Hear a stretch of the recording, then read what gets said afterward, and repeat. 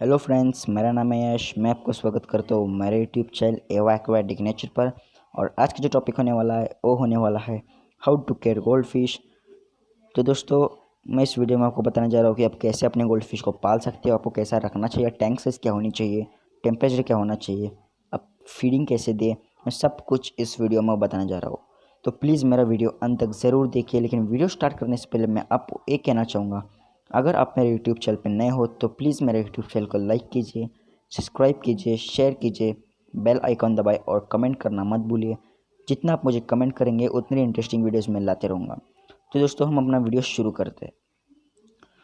तो दोस्तों, gold fish आपको पता ही होगा कि गोल्ड फिश दिखती कैसी है। वो 30 रुपीज़ से 400 तक की मिल जाती है आपको। जैसे इम्पोर्टेड गोल्ड फिश हो गई, ओरेंडा हो गए, ऐसे बहुत से वैरायटीज़ है।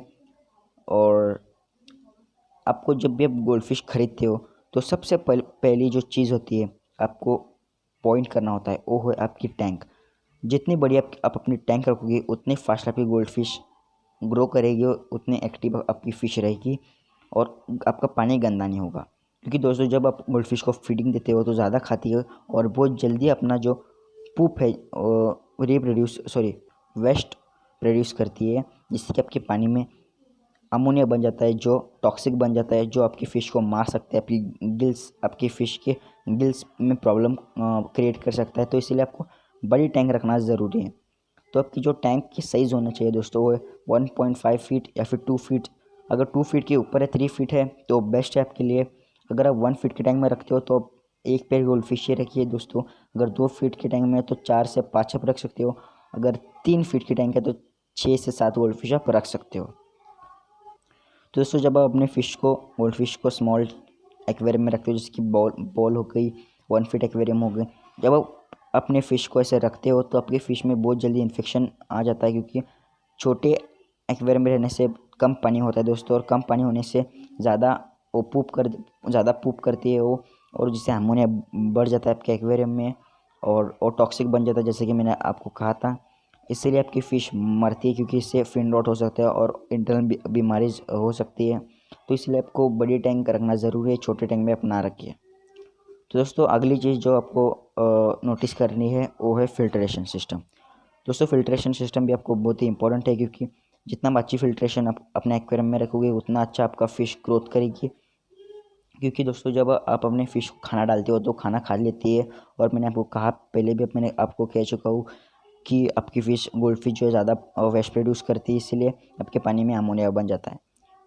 दोस्तों, जो ऑक्सीजन आपको इंटरनल रखना है, ऑक्सीजन फ़िल्टर या फिर oxygen pump, oxygen air pump, sponge filter, top filter, internal filter आपको आप रख सकते हो। क्योंकि इंटरनल फ़िल्टर, टॉप फ़िल्टर करते क्या है, वो बेनिफिशियल बैक्टीरिया आपके एक्वेरियम में पैदा करते हैं, जिससे आपके फिशेस को ग्रोथ करने में ईज़ी होती है। और जो गंदा पानी है, जो डस्ट है आपके पानी में, वो सब खींच लेते हैं। तो दोस्तों, इस मछली को रखने के लिए ना सिर्फ आपका टैंक, आपका वाटर कंडीशन भी अच्छा होना चाहिए दोस्तों। आपका पानी रिसाइकल्ड होना चाहिए। जब आप लाते हो अपने फिशेस अपने एक्वेरियम में तो आपका पानी रिसाइकल्ड होना चाहिए। 3 से 4 दिन पुराना पानी होना चाहिए दोस्तों आपके एक्वेरियम में। और बेनिफिशियल बैक्टीरिया आपको पैदा कर लेनी है अपने एक्वेरियम में। कैसे करने हैं तो मैं इस पर लेटर टॉपिक बनाऊँगा। तो आपको 3-4 दिन पुराना पानी आपको एक्वेरियम में रखना है, और तभी आप उसके बाद ही आप अपने फ़िश को अपने एक्वेरियम में इंट्रोड्यूस कर सकते हो। तो दोस्तों, जो अपने एक्वेरियम जब आप सेटअप कर लेते हो उसमें आप ग्रेवल यूज़ कीजिए दोस्तों। बहुत ही हेल्पफुल है आपके फिशेस के लिए। और जितना हो सके उतने आप प्लास्टिक प्लांट्स अपने एक्वेरियम में डालिए, क्योंकि प्लास्टिक प्लांट्स बहुत ही हेल्प करते हैं आपके फ़िश को हाइड करने में। अगर आपके पास प्लास्टिक प्लांट्स नहीं है तो आप हाइडिंग प्लेसेस भी यूज़ कर सकते हो, जैसे कि रॉक्स हो गए, जो टनल के शेप में आपको मिल जाते हैं अपने एक्वेरियम शॉप में, जो आप अपने एक्वेरियम के कॉर्नर्स में लगा सकते हो एक्वेरियम के अंदर, जिससे आपकी फ़िश रात में या फिर अगर आपकी सिक है तो रात में या फिर दिन के समय को उसमें जाके हाइड कर सकती है और अपने आप को हील कर सकती है दोस्तों। तो इसलिए प्लास्टिक प्लांट्स या फिर हाइडिंग प्लेस बहुत ही ज़रूरी है। आप हाइडिंग प्लेस रखिए। और आपकी जब भी आप अपने एक्वेरियम का लाइट सेटअप करते हो दोस्तों, आपकी लाइट थोड़ी डार्क होनी चाहिए, ज़्यादा भी डार्क नहीं, आप मीडियम लाइट आप रखिए। अपने टैंक के साइज़ के हिसाब से आप लाइट ला के आप लाइट रखिए, और लाइट आपके टैंक के हिसाब से ही रखिए। और जब आप ऐसा करते हो आपकी फ़िश एक्टिव रहती है, क्योंकि वो ज़्यादा घूमने वाली एक्टिव फ़िश है दोस्तों गोल्ड फिश।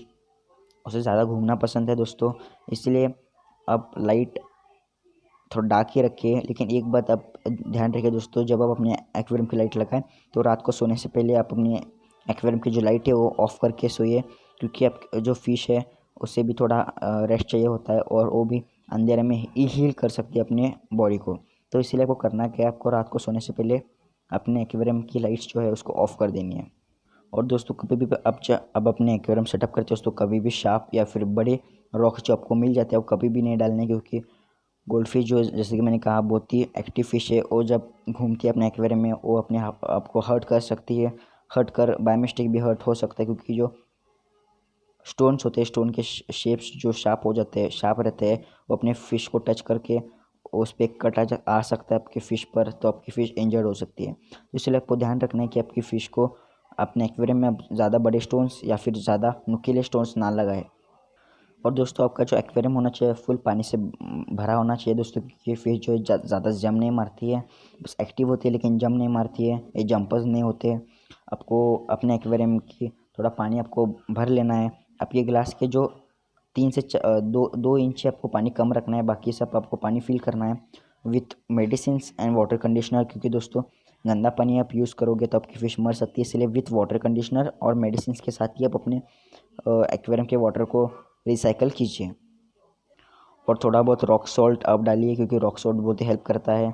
अगर आप रॉक सॉल्ट डालते हो तो अगर आपकी फ़िश पर कोई बीमारी है तो रॉक सॉल्ट हेल्प करती है आपके फ़िश को क्योर करने में, इसीलिए आपको रॉक सॉल्ट डालना है दोस्तों। आप कभी भी आयोडीन वाला सॉल्ट ना डालिए, क्रिस्टल सॉल्ट्स डालिए, जो रॉक सॉल्ट मिलता है आपके एक्वेरियम स्टोर में, या फिर आप नॉर्मल रॉक सॉल्ट्स पे आप यूज़ कर सकते हो। और दोस्तों जब आप एक्वेरियम लाते हो, एक्वेरियम स्टोर से जब आप अपनी फ़िश लाते हो, जब एक पॉलीथीन बैग में आपको मिल जाती है तो आपको लेना है और पॉलीथीन बैग और अपने एक्वेरियम पे रखना है, क्योंकि इससे क्या होगा, आपका जो उनका स्टोर का जो वाटर टेम्परेचर है और आपके एक्वेरियम का जो वाटर टेम्परेचर है वो सेम होना चाहिए। अगर ये सेम ना होगा तो सेम नहीं होगा तो आपकी फ़िश मर सकती है। इसलिए आपको 10 से 15 मिनट ऊपर अपने एक्वेरियम के फ्लोट करने के लिए आपको रखना है, इससे आपका टेम्परेचर सेट हो जाएगा। फिर 10 से 15 मिनट के बाद आप थोड़ा रॉक सॉल्ट डाल के आप इंट्रोड्यूस अपने फ़िश एक्वेरियम में फ़िश इंट्रोड्यूस कर सकते हो। तो दोस्तों अब हम बात करते हैं वाटर चेंजेस के बारे में। दोस्तों गोल्ड फिश को ज़्यादा वाटर चेंज करने की ज़रूरत पड़ती है, क्योंकि ज़्यादा पूप प्रोड्यूस करती है पूप। इसीलिए आपको वीकली, जैसा कि मैं कहते रहता हूँ, आपको वीकली 25% आपको पानी चेंज करना होता है, और मंथली आपको ग्रेवल चेंज करना पड़ सकता है, और आपको करना चाहिए मंथली या फिर twice in a month, sorry twice in 2 week, 2 month आपको ग्रेवल क्लीन करना है।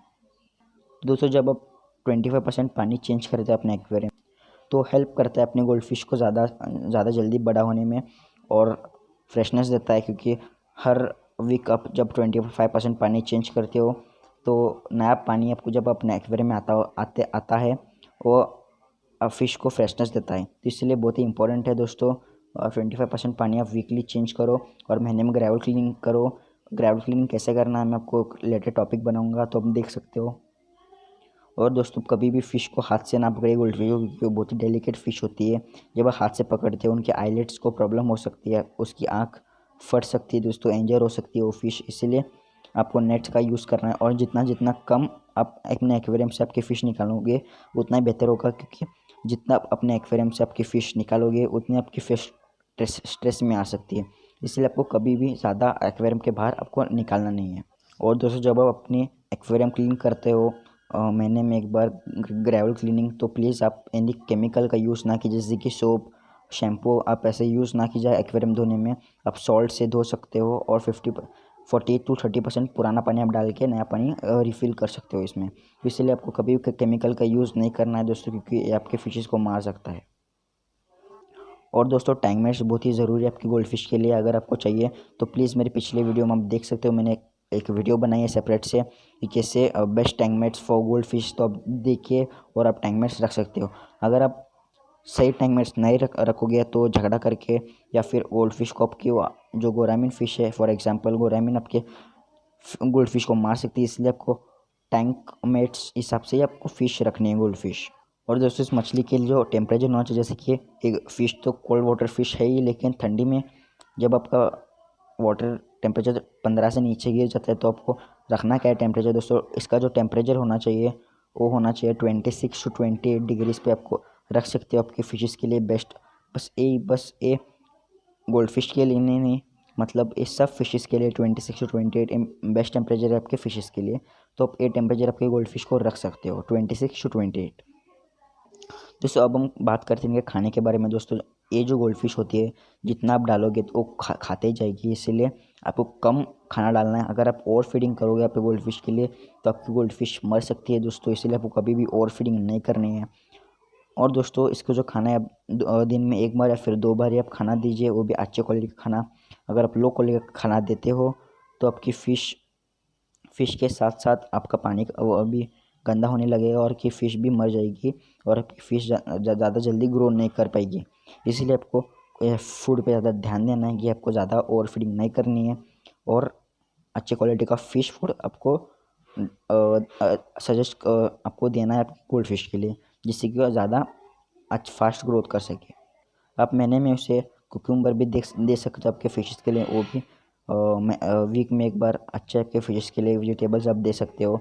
तो कौन कौन सी वेजिटेबल्स आपको फीड करने में, इस पर भी रिलेटेड टॉपिक बनाऊंगा। तो अब तब तक के लिए मेरे वीडियो देखते रहिए।